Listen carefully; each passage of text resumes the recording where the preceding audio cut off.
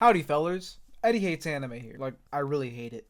Strongly dislike it. Extremely opposed to it and its existence. With that being said, today, we're going to review the dark fantasy anime Clevatess. A bit of a low-key anime from the summer 2025 season. I'm surprised that I like it, and I'm gonna explain why. This anime low-key tricked me. I went in thinking it would be as generic as it gets. I didn't watch any trailers or anything. I've said this before, but I have a pretty bad habit that I've come to attempt to fix nowadays, where I'll just look at the first promotional picture on my anime list when I'm looking through the seasonal anime, and I'll be like, this either looks like something I like or something that I won't. And with Clevatess, it's like, it just looks okay, you know? Even the start of the episode was kind of generic-ish. I'll get into that in a second.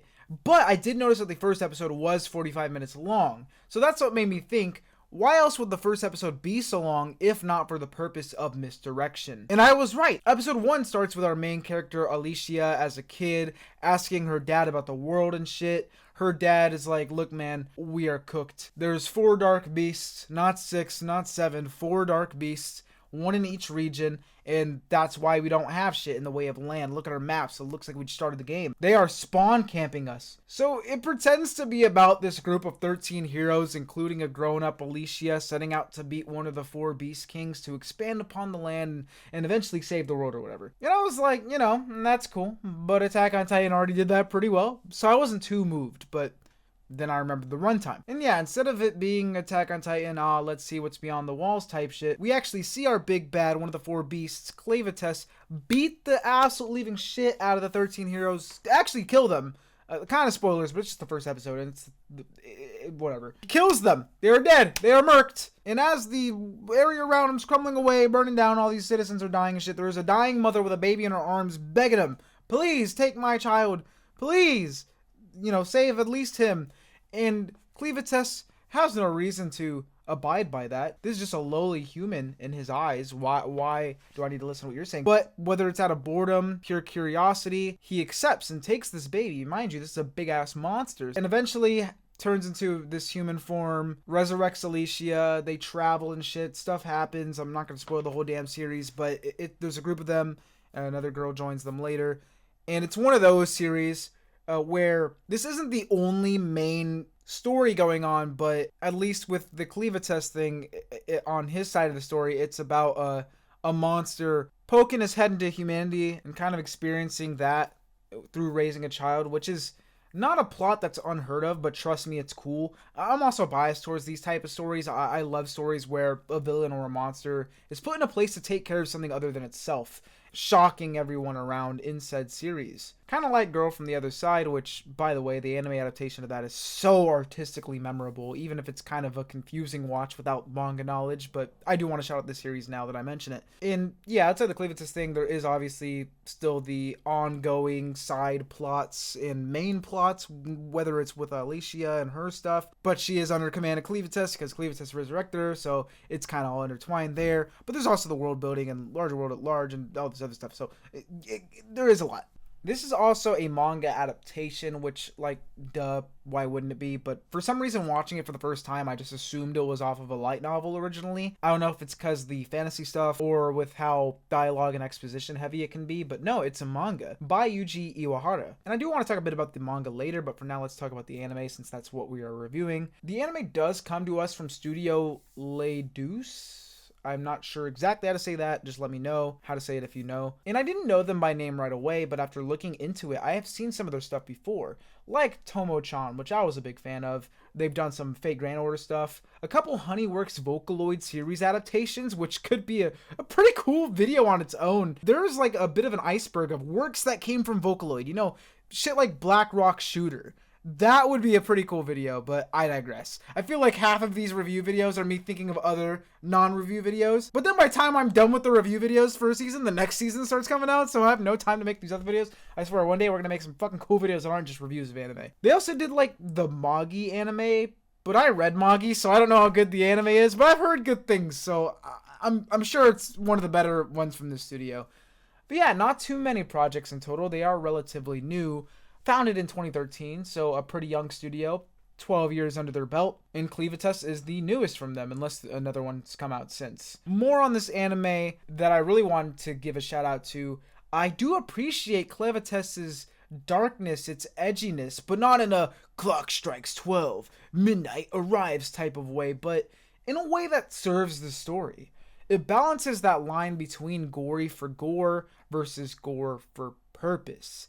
It isn't like, oh, look how R-rated we can be, shoved in your face, and go as all out as we can, and really grotesque and stuff. No, it's just like any other series with its violence and its deaths and whatnot, but it just feels natural. It feels like we see the stuff you normally see the camera cut away from. Like in any other anime, you see a character get slashed to death, maybe, and you see the slash action, but then it cuts away, or you hear like the ah or something. In this, you'll just see it in all of its detail, but it's not glamorized, it's not romanticized, it just happens. You see a lot of stuff like that. That's kind of a bad example I brought up, but you know what I mean, I'm sure. And it's just there, and it really does a good job at grounding that reality. Obviously, it's not a realistic series in our mind, but in that, once again, dark fantasy setting, instead of it being like, oh, look how crazy this world is, it's like, oh, look how crazy this world is. I don't know how to put it into words, but I really did like that, because I feel makes the feeling of dread hit harder somehow. Maybe because we are so used to seeing anime use it as a selling point, or not even necessarily anime, but fiction in general, using like R-rated, for example. Being an R-rated thing has been such a big deal. I've seen a lot in the last decade. It's starting to die down a bit, but that was like a huge thing. And sometimes it wasn't that good, sometimes it was. But I feel like you shouldn't aim, unless you're specifically a shock thing.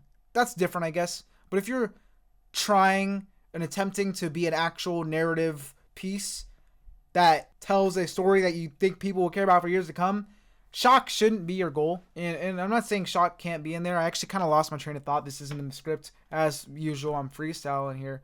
I kind of, maybe while I'm editing, I'll remember what I was trying to say and throw something in here. But yeah, I don't know. Moral of the story is just, I don't know.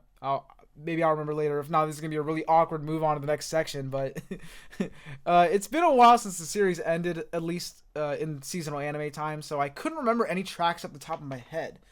And that was kind of weird because normally I do, and normally I have some in my playlist. But I was like, whatever, I'll just go and listen to the OST before making this video and maybe find some bangers outside the context of the show. And it turns out that shit is not out. I don't know why they do this. I want to listen to it. So today's OST spotlight will be boring. Just the opening and the ending songs. Our opening is Ruler by Mayu Miyashima, and it's cool. I like the song. It's a bit of a dark electric rock track with visuals that clearly paint the seriousness of the series that you're about to watch. So yeah, not bad. And its ending song is Destiny by Ellie Goulding, an English singer, and I love this song.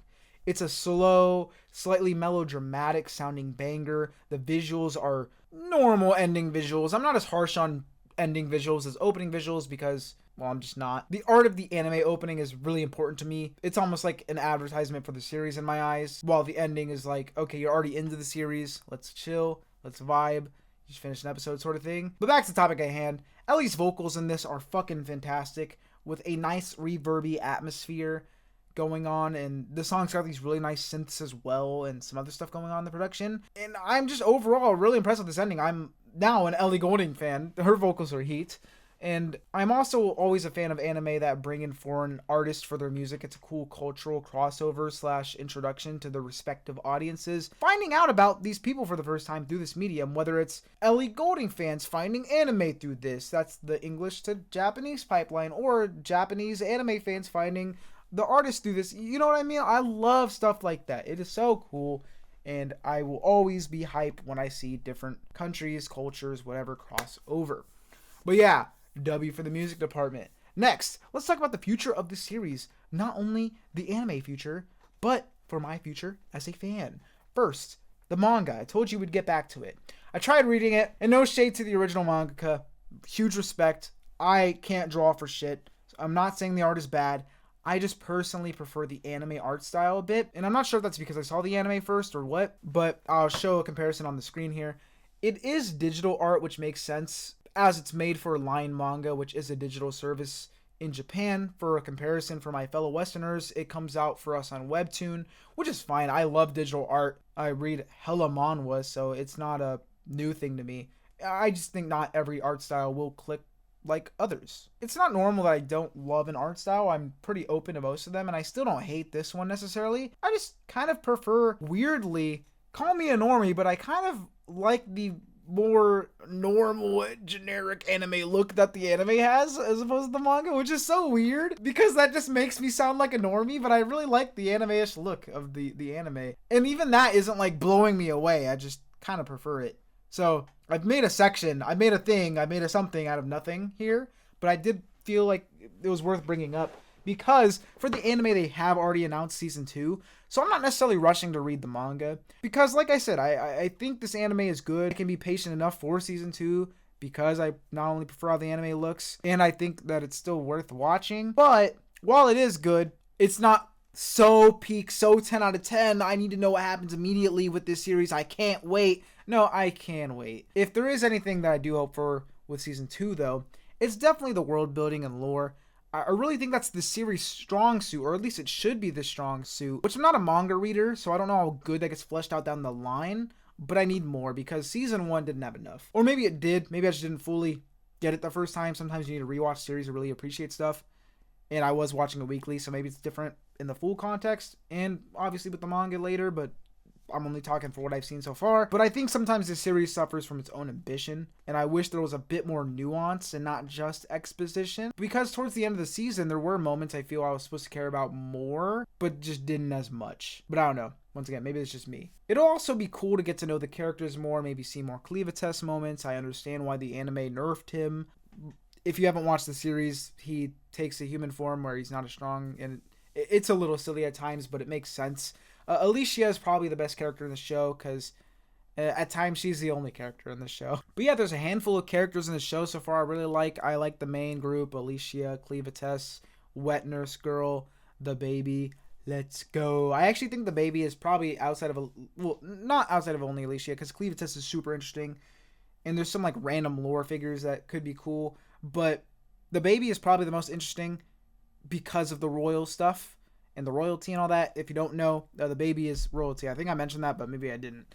But outside of them, I don't hate any characters necessarily. I really dislike them, but none of them just stand out as show stealers. Even if the show wants you to, I'm not really glazing any characters here outside of the main group. But there is one villain girl, I forgot her name, whose design is nice. She's pretty cute. I know that's kind of shallow reasoning, but my bad. I don't know. I remember designs that I like. I'm sorry. And the antagonist, there's an antagonist that fights Cleavus at one point. He was kind of nuts. He had some pretty cool stuff going on. But still, you know, like, I can't even remember his name. And it's not the reading comprehension devil. It's just, you know, sometimes you should be forgetting shit. But that's why I like rereading and rewatching stuff anyways. You're always going to forget something. But I should have definitely looked his name up. Let me look his name up real quick. I don't want to be that guy. I found him. His name is Dorel. I think that's how they say it in the series. I actually think he was pretty good. And there's another guy that I remember now that I'm looking it up who wasn't too bad. But definitely not... I don't know. I don't think, once again, like I mentioned, I don't think I like them as much as the series wanted me to like them. Well, not like them because they're villains. They're not good people, but interested in them. Although, like I said, Dorel was probably the best and should be because the series really puts him at the forefront in terms of villains. So that was good. I didn't write a character section here. I did forget, so that was another freestyling section. But it still works because I think it does tie into what I was saying. The thought of this show is sometimes better than the execution because you can have an awesome premise, world, extensive lore, but the viewer has to care about the wheels that move that along. And those wheels are the characters. They are the ones that move the plot forward, and you have to be invested in them. And I don't know. I could be tripping once again. That is the theme of this video. Maybe I'm tripping. It's been like 2 months since the show ended. So we've learned today, this is why we got to stop procrastinating so much on recording videos because some things are lost, unfortunately. This probably would have been a better video if I had done it back in September. But it is what it is. We're here now. I will say, to end it all off, I hope that the show will one day reach the potential that its introduction gave us hope for. But even if it doesn't, it's still a pretty solid series that was unique enough for the season it was released in. If you look at everything that came out around it, it does stand out. And that's kind of my main thoughts on the series. I think if you haven't watched many series like this, it's worth checking out. But if you're already a huge fantasy buff, specifically dark fantasy viewer, maybe skip this one, because you probably have more of a fine taste for these sort of things. And I mean fantasy as a genre, not even within anime, but in fiction is so vast already. You can probably find something more suited to your specific tastes. But who knows? Maybe this is that series for you. Maybe you're looking at it and you're like, hell yeah, this seems like it was made for me. Then by all means, have at it. It's not long, 13 episodes, and it is good. I know I made it sound bad because I lack communication skills clearly, but it is good. And yeah, what did you think about Clevatess? Did you love it? Did you hate it? Is Clevatess himself best girl? Let me know in the comments. It's been your boy Eddie Hates Anime. I am out, and goodbye. I'm gonna go eat. Peace.